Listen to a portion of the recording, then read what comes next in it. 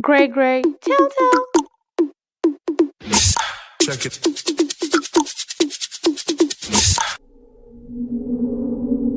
Well, let me tell you about the most entertaining month of my entire 87 years on this earth. The month when I discovered just how low my own family could sink when they smelled money in the water like sharks circling a bleeding. My name is Samuel Richardson, and I'm worth about $12 billion.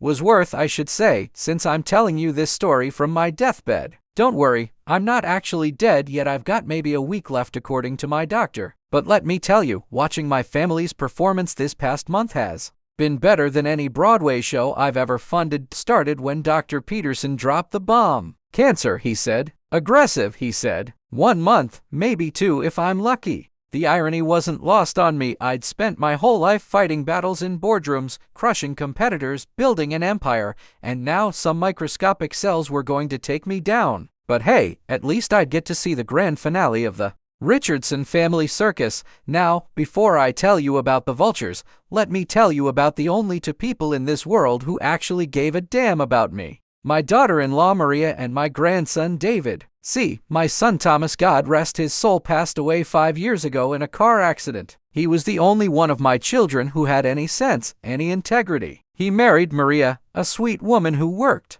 as a nurse and never asked me for a single penny. Together they raised David, who's now 25 and the closest thing to a son I've had since Thomas died, while my other children were busy spending their trust funds on yacht parties and designer drugs. David was coming to visit me every weekend. He'd help me with my physical therapy after my stroke 3 years ago. He'd sit with me during my chemo sessions, making jokes to keep my spirits up. The boy even learned to play chess just so he could beat me at something, which he did regularly. Much to my delight, Maria, bless her heart, would bring me homemade soup and actually listen when I told her stories about the old days. She'd worry about my health, remind me to take my medications, and never once hinted that she might be interested in my money. In fact, she insisted on paying for her own groceries whenever she came to cook for me. These 2, they loved me. Not my bank account, not my properties, not my stock portfolio. They loved a grumpy old man who complained about everything and everyone. My other children? Well, that's where this story gets interesting.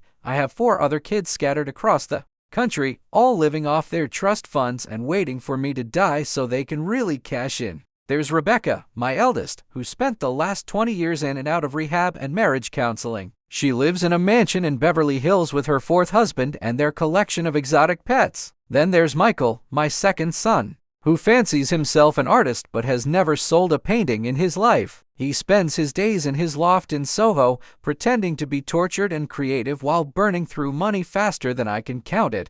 Then we have the twins, Jennifer and Jessica. At 42, they're still competing with each other like they're in high school. Jennifer runs a boutique fashion line that loses money every season, while Jessica throws charity galas that spend more on champagne than they raise for actual charity. Both of them have been married more times than I can remember and have produced a collection of grandchildren who call me Grandpa Moneybags. Unironically, for the past 5 years, since Thomas died, I've seen these 4 maybe a total of 10 times. Christmas, Thanksgiving if I'm lucky, and the occasional awkward birthday call. They were all too busy with their important lives to spend time with the old man, but oh, how things changed when Dr. Peterson made his announcement. I swear, the man had barely finished explaining my prognosis when my phone started ringing. Rebecca was the first to call, sobbing about how she'd always regretted not being closer to me. She was booking a flight immediately, she said. She wanted to spend every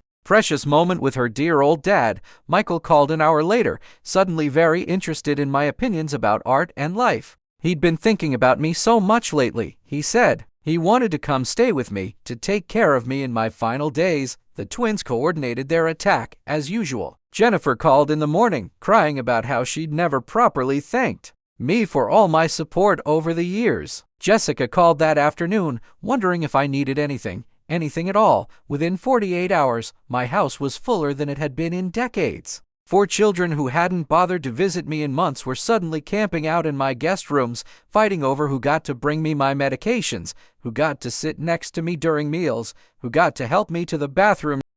It was quite the performance, I'll give them that. Rebecca started cooking for me poorly, I might add. The woman can't boil water without burning it, but suddenly she was channeling her inner Julia Child. She'd hover over me while I ate, asking if I needed more salt, more pepper, more attention. Michael set up his easel in my garden and started painting portraits of me. Terrible portraits, mind you. I looked like a melting wax figure in most of them. But he'd wax poetic about capturing my essence, about preserving my legacy through art. Jennifer took over managing my household staff, claiming she wanted to make sure I was getting the best care possible. She fired my longtime housekeeper, Mrs. Jen, on the second day, saying she wasn't attentive enough to my needs. What she really meant was that Mrs. Chen knew too much about the family dynamics and couldn't be bought. Jessica appointed herself as my social coordinator, screening my visitors and managing my schedule. Suddenly, I had more appointments than a Hollywood agent. Old business associates I hadn't spoken to in years were somehow getting through to pay their respects.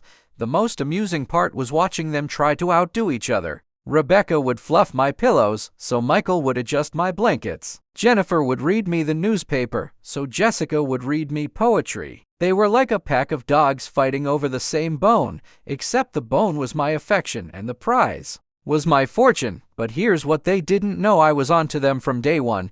You don't build a billion-dollar empire by being naive about people's motivations. I could smell their desperation from across the room. Every forced smile, every exaggerated concern, every theatrical display of love, it was all so transparent. What really gave them away was how they treated Maria and David. Suddenly, my daughter-in-law was being frozen out of conversations. They'd make snide comments about how she didn't really belong in family discussions. Jessica even had the audacity to suggest that Maria might be after my money, the pot calling the kettle black if I ever saw it. And David, they treated him like he was invisible. This young man who'd been my constant companion for years was suddenly pushed aside by relatives who acted like he didn't exist. They'd interrupt him when he spoke, ignore his suggestions about my care, and generally make it clear that he wasn't welcome in their newly formed circle of devoted children.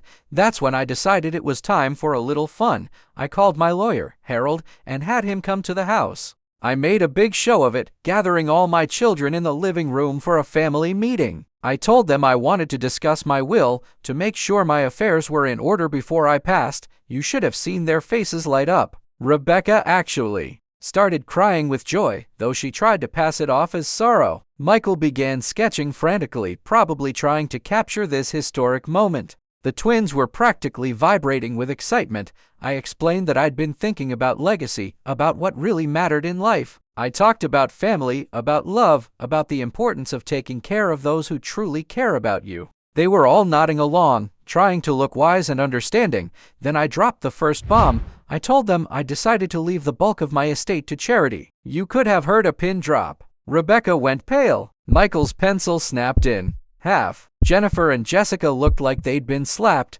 but then I smiled and said I was just kidding. I wanted to leave my money to family, to the people who really mattered to me. The relief in that room was palpable. They were practically giddy with anticipation. That's when I dropped the real bomb. I announced that I was leaving everything. The houses, the investments, the art collection, the businesses, everything to Maria and David. 50-50 split between my deceased son's wife and his son, the two people who'd actually loved me unconditionally. The silence that followed was deafening. I watched as the news sank in, as their faces went through a whole range of emotions: confusion, disbelief, anger, and finally, pure rage. Rebecca was the first to explode. She started screaming about how unfair it was, how she was my blood, how that woman had probably poisoned my mind against my real family. Michael threw his sketchpad across the room and stormed out, muttering about ungrateful fathers and family betrayal. The twins, always dramatic, started crying and carrying on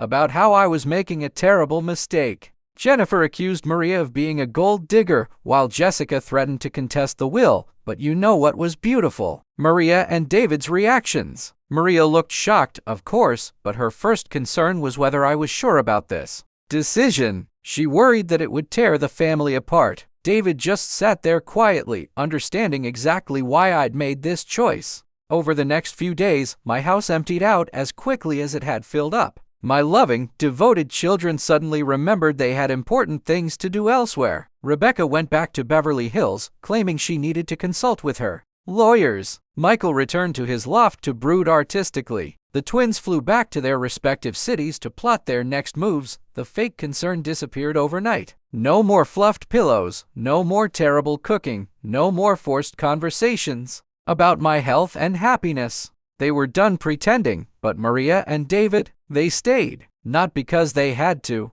not because they were hoping for something, but because they wanted to. They continued taking care of me, making sure I was comfortable, keeping me company during my final weeks. David even brought me a chess set and we played every evening. He still beat me regularly, that little smartass. But now I knew why I'd spent so much time training him over the years. Not just in chess, but in business, in life, in dealing with people who would try to take advantage of him. See, David isn't just some sweet, innocent young man. He's got his grandfather's cunning and his father's integrity. He knows exactly how to handle people like his aunts and uncles. He's been watching them his whole life, learning their weaknesses, understanding their motivations. When they inevitably try to contest the will, and they're going to find out that David is more than ready for them. He's got copies of every document, recordings of every conversation, and a legal team that would make a corporate shark weep with envy.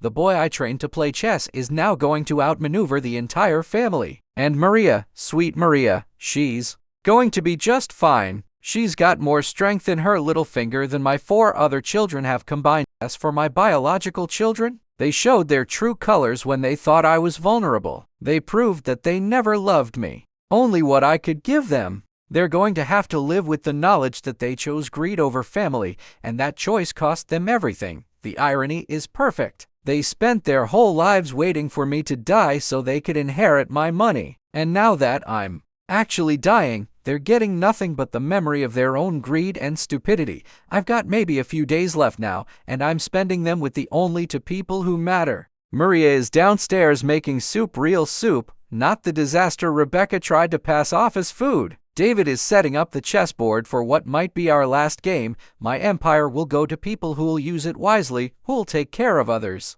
the way they took care of me. My money will be in the hands of people who understand that wealth is a responsibility, not just a privilege. And my biological children, they'll get exactly what they deserve, the knowledge that their greed cost them everything they thought they wanted. You know, I spent my whole life building this fortune, fighting battles, making tough decisions. But I think this last decision, this final move in the game, might be my masterpiece. The vultures came circling when they smelled death, but they forgot that this old eagle still had some fight left in him. They played their cards too early, showed their hands too clearly, and now they're going to learn what it really means to be cut out of the will. The best part, I get to watch it all unfold. I get to see their faces when they realize they've lost everything. I get to know that the people I truly love are taken care of. I get to rest easy knowing that justice has been served. Oh, now I can rest in peace.